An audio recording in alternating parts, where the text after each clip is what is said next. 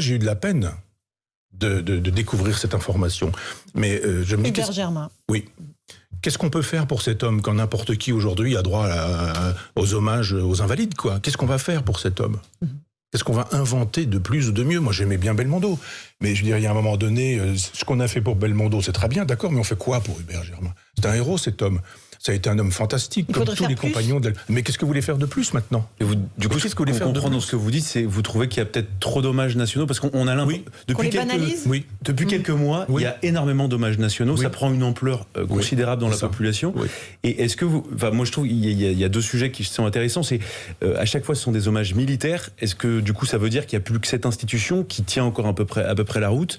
Et puis la deuxième chose, est-ce que ça dit beaucoup de cette France qui regarde du coup beaucoup vers le passé, qui est assez nostalgique de tout ça? Je pense que l'armée française, elle obéit. Vous savez, il est le chef des armées, le président de la République. Donc je pense que les militaires n'ont pas grand-chose à dire.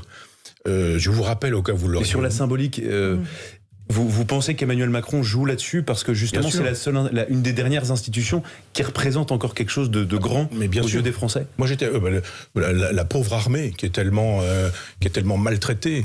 Enfin, on peut parler de l'armée si vous voulez, mais quand Belmondo est mort, moi je suis passé en taxi devant les Invalides et il y avait un grand écran dehors et puis il y avait une multitude de cartes de CRS parce que l'hommage, évidemment il était télévisuel, mais globalement on avait choisi les gens qu'il fallait choisir, quoi, les gens bien. Et puis de l'autre côté il y avait quoi, 200 personnes, 300 personnes dans la rue. Et puis après on nous fait une espèce de truc comme ça, oh là là, c'est comme Bernard Tapie, vous avez vu les plans. Il faudrait qu'on fasse un jour une analyse de ce qu'est un plan d'un point de vue de la caméra. C'est-à-dire qu'il y a eu un hommage pour Bernard Tapie dans un stade de foot marseillais. Très bien. Mais il y avait peu de gens. Très très peu. C'est-à-dire quand vous regardez sur les bords, les cadres, il n'y avait pas grand monde, quoi. Il y avait foule. Mais il n'y avait pas plus de monde pour l'hommage aux soldats français qui a été tué au Mali non plus. Mais évidemment, parce qu'il y a des hommages pour tout le monde sans qu'on sache pourquoi, et puis comment ça se passe, qu'est-ce qui a lieu véritablement. Il y a un moment donné où il y a une époque, il voulait être Jupiter, Macron. Mais il faut être jupitérien. C'est-à-dire paroles rares, gestes rares, mais gestes profonds, gestes qui signifient véritablement. Si on met dans la cour des Invalides un petit crayon à papier avec un petit morceau de scotch sur le cercueil de Jean d'Ormesson, bon, d'accord, c'est bien, très bien, c'était très bien, Jean d'Ormesson, mais c'est pas Malraux. Ou c'est pas Malraux avec Jean Moulin, c'est pas. Enfin, il y a un moment donné où il faut faire attention. Quand on utilise les symboles mal à propos, on ne peut plus jamais les utiliser. Qu'est-ce qui est grand quand tout ce qui est, je vais pas dire tout ce qui est petit, mais quand des gens qui ne sont pas grands méritent la panthéonisation. Aujourd'hui, c'est de la politique politicienne qui fait que on veut absolument sont panthéonisés.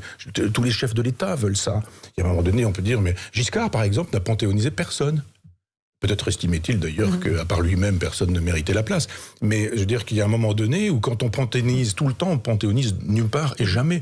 Quand on célèbre tout le temps et qu'on donne les honneurs militaires à tout le monde, quand un homme comme Hubert Germain mériterait véritablement ces honneurs, peut-être les aura-t-il, mais... Il sera inhumé au Mont Valérien, il y aura une cérémonie. Oui, parce que c'était le cas du dernier. Mais il y en a eu d'autres avant les derniers, et on n'a pas été à la hauteur de ces grands hommes. Allez,